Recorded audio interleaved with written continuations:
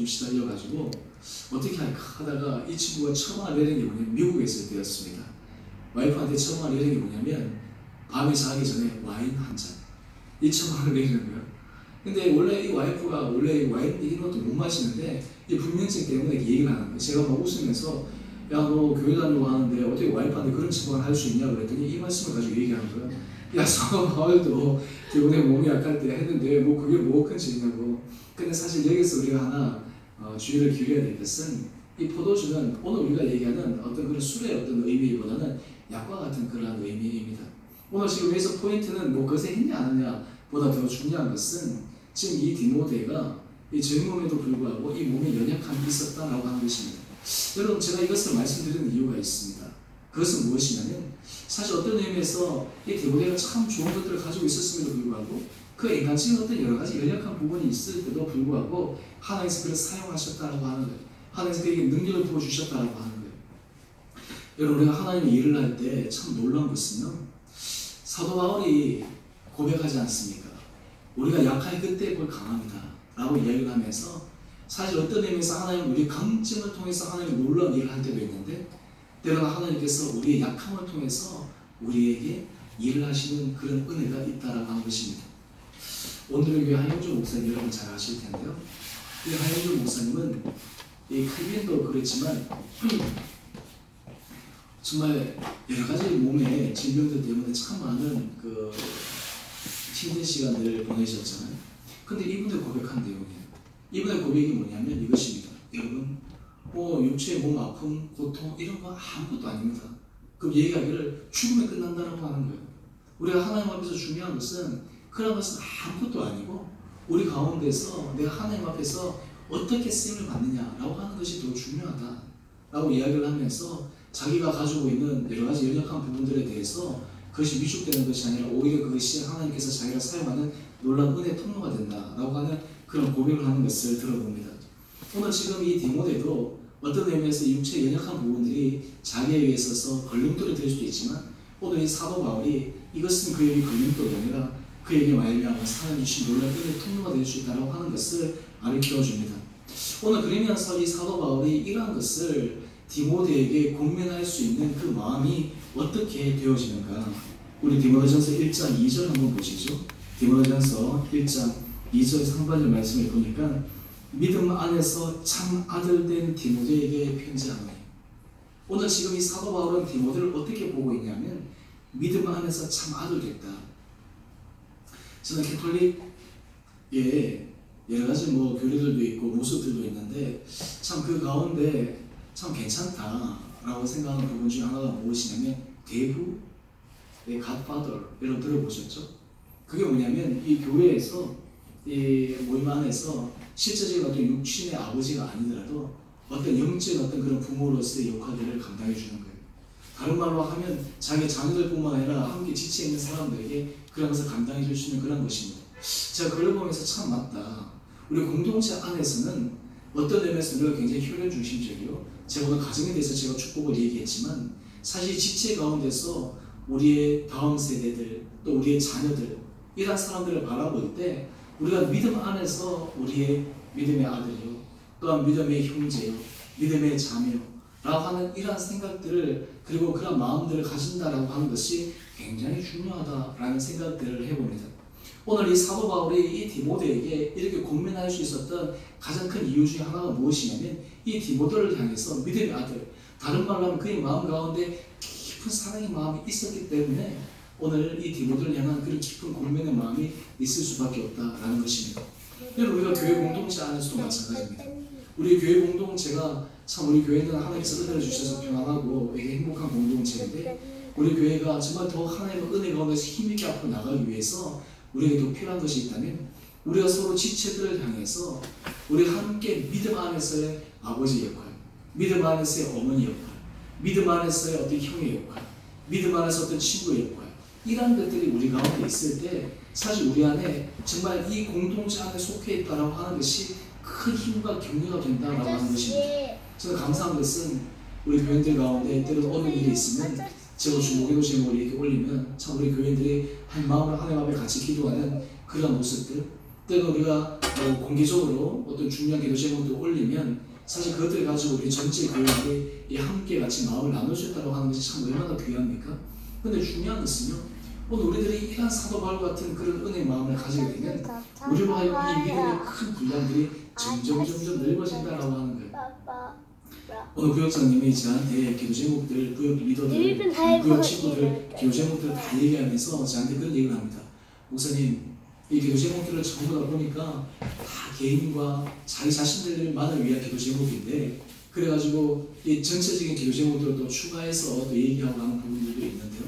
오늘 사실 우리가 공동체 안에서 우리가 함께 신앙생활하는 지체들 향해서 우리가 마음이 열려있다, 함께 돌아본다 라고 하는 것은 우리로 하여금 우리의 중심, 우리 가정 중심 이라는 데서부터 벗어나서 하나님의 은혜 아래서 우리 마음 그리고 우리의 삶의 영역이 확장되어질 수 있는 귀한 계기가 된다라고 하는 것입니다. 저는 바라기는 오늘 이 수요일에 나오신 여러분 한 분 한 분들에게 하나님께서 이런 은혜가 있게 되기를 간절히 소망합니다. 저는 설교 때마다 서게 되면 오늘 예를 누구 안 나오셨으면 야, 오늘 또 왜 안 나오셨을까? 또 무슨 일이 있으신가? 제가 알고 있는 분들은 알지만 또 모르는 분들은 또 그런 생각들이 있을 건데 아마 여러분들도 그런 생각들을 서로 다 하고 하실 수 있을 거예요. 오늘 사실 우리가 지체들 안에서 우리 교회 공동체 안에서 서로 이런 마음들이 함께 모여지면 그때 비로소 우리 공동체가 진정한 하나님 안에서 아름다운 사랑의 공동체가 되어질 줄 믿습니다. 우리가 수요예배 때 나와서 함께 같이 이렇게 찬양 드리고 이렇게 얼굴 보고 함께 기도하고 하는 것이 얼마나 우리에게 큰 은혜의 시간이요, 우리에게 행복한 시간이요, 우리에게 힘을 주는 그런 시간인가 라고 하는 것을 다시 한번 생각해 봅니다. 오늘 그러면서 오늘 중요한 이 사도 바울이 이 디모데를 향해서, 에베소 교회를 향해서 간절히 간구하고 있는 중요한 기도의 제목이 있는데, 오늘 이런 기도의 제목이 우리 성도들의 삶 가운데도 임하게 되기를 원합니다. 오늘 디모데전서 1장 2절 우리 하반절 말씀인데, 디모데전서 1장 2절 하반절 말씀 우리 다 같이 한 목소리로 함께 읽도록 하겠습니다. 하나님 아버지와 그리스도 예수 우리 주께로부터 은혜와 긍휼과 평강이 내게 있을지어다. 아멘. 여기서 지금 사도 바울이 편지 서두에 이야기를 하면서 중요한 단어 세 가지를 얘기해요. 뭐죠? 은혜, 긍휼, 평강. 저는 이 은혜와 긍휼, 평강, 제가 조금 부연적으로 말씀을 드리겠지만 우리 여러분의 성도들의 삶 가운데 하나님께서 은혜와 긍휼과 평강이 여러분 삶 가운데 넘치게 되기를 주님으로 축원합니다. 특히 오늘 우리 수요일에 나오신 여러분의 삶과 여러분의 가정과 하신 일들 가운데 하나님의 은혜와 하나님의 긍휼하심과 하나님의 평강하심이 더욱더 넘치는 축복을 받게 되기를 간절히 소망합니다. 은혜라고 하는 것을 간략하게 풀면 이러합니다. 은혜는 우리는 아무런 공로가 없는데 그저 주어지는 하나님의 선물입니다. 네.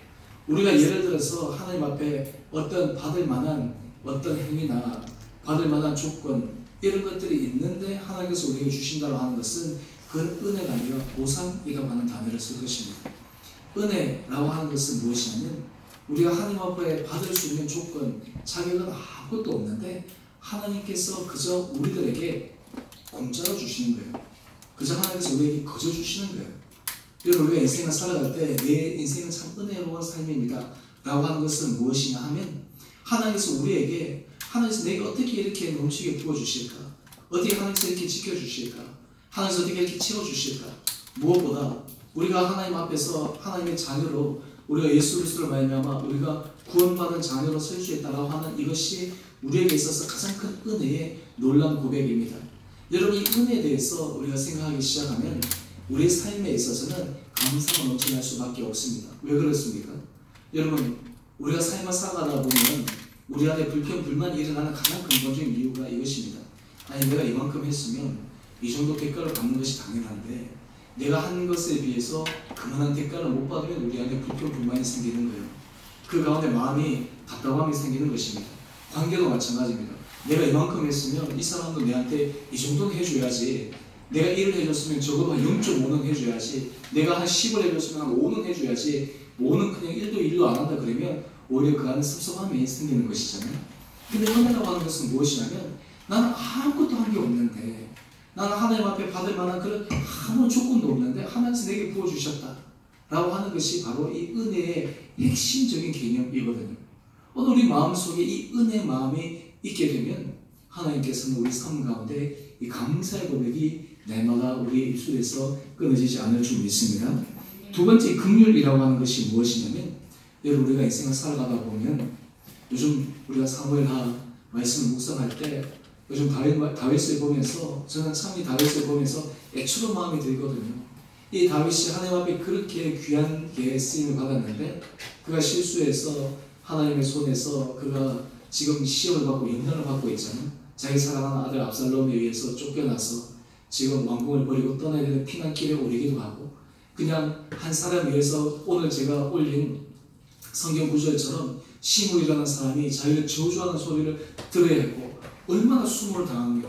얼마나 그 마음속에 참 이 어떤 의미에서 왕으로서 감당할 수 없는 치욕을 경험합니까?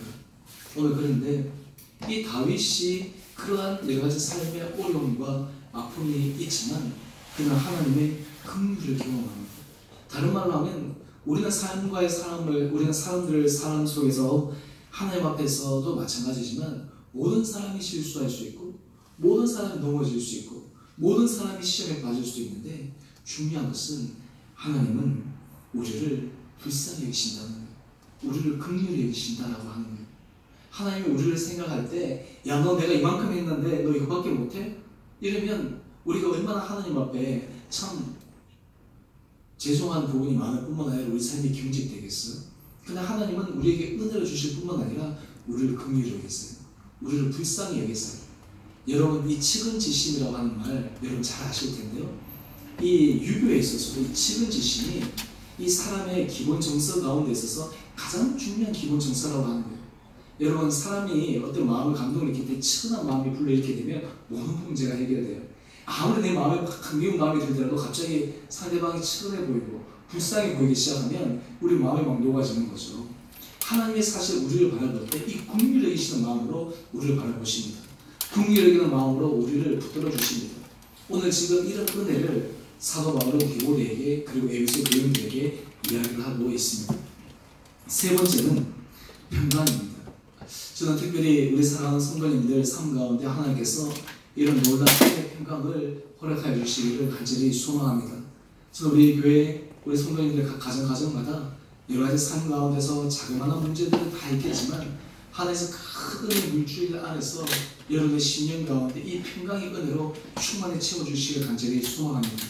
이 세상에 흔들리지 않는 그런 평강, 때로는 여러 가지 일어나는 작은 일들로 인해서 우리 마음이 요동치지 않는 하나님이 주시는 진정한 평안, 이런 것이 우리 삶에 깊게 자리 잡게 되기를 간절히 소망합니다.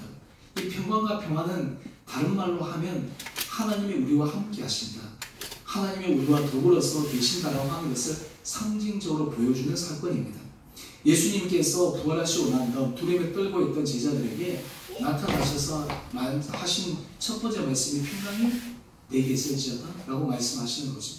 오늘 지금 이런 평강의 은혜가 우리 삶 가운데, 우리 일터 가운데, 우리 자녀 가운데 하나님께서 임하게 해주실 때 우리 삶이 나는 안전하게 거할 수 있는 은혜 복이 여러분 가운데 있게 되기를 간절히 소망합니다.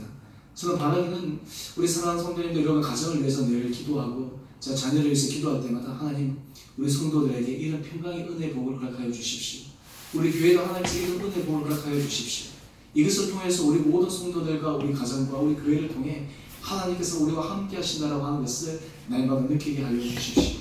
때로는 우리 삶에 있어서 물론 우리 삶의 마음을 흔들 수 있는, 때로는 여러 가지 하나님께 간절히 간구해야 될 그런 기도 제목들이 되는 그 순간에서도 우리 내면의 깊은 가운데서 하나님이 주신 그 은혜 평강이 우리 마음을 부여잡을 때 우리는 어떤 가운데서도 믿음의 승리를 하며 살아갈 수 있는 은혜가 있게 되기를 간절히 소망합니다.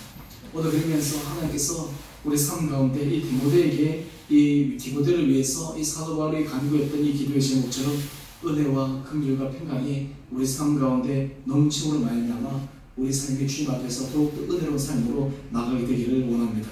우리 마지막 디모데후서 2장 1절 말씀을 한 절을 읽고 우리 함께 같이 기도하고 우리 오늘 예배를 마치겠습니다. 우리 디모데후서 2장 1절 말씀 우리 다 같이 함께 읽어봅시다. 시작.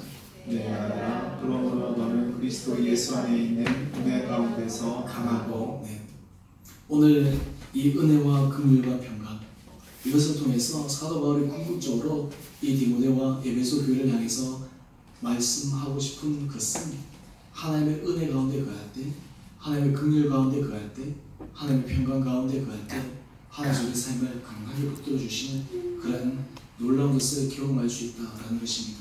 저는 바라기는 이 5월 한 달 동안 특별히 하나님께서 우리 사랑하는 성도님들의 삶을 은혜 가운데서 강하게 붙들어 주시기를 다시 한번 주님 이름으로 축원드립니다.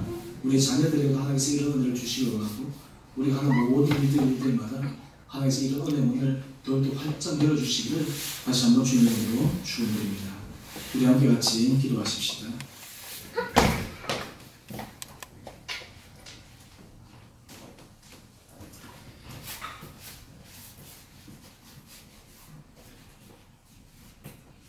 이 시간 우리 같이 기도하기를 원하는 것은 하나님, 우리 삶 가운데 진짜 하나님의 은혜와 긍휼과 평강을 경험하기를 소원합니다.